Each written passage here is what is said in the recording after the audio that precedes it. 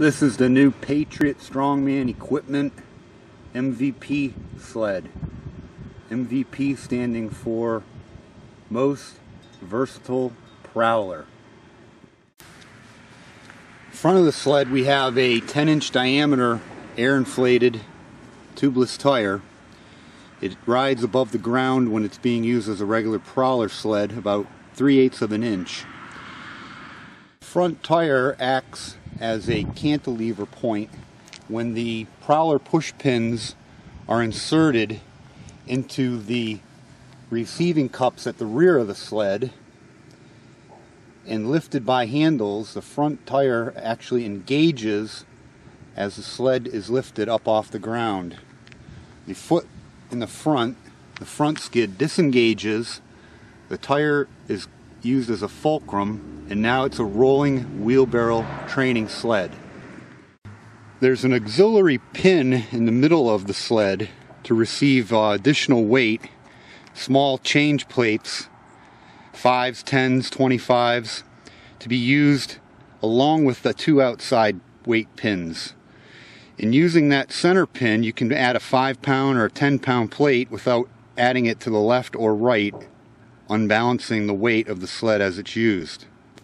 It's a fully welded construction,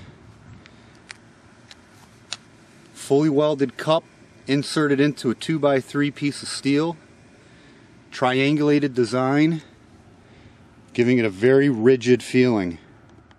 The bottom skids are made out of 1/4-inch carbon steel. They're not replaceable, although option is, if a user wants and they order it in that fashion, I do make them that bolt on and are replaceable. Although I've used the Prowler for several years, I have never worn out the skids on the bottom. I don't see making them all with replaceable skids as beneficial to the user. That adds additional cost, putting a flange on it, sending the person down the road, and they may never replace those skids. Front carrier, where the tire is, has a 22-degree angle kick-up in the pulling mechanism where the hook is.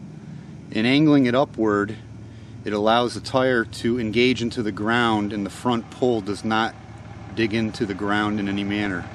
My assistant here will show you how the pin comes out and is engaged into the lower cup. Pin tightens up for positive engagement.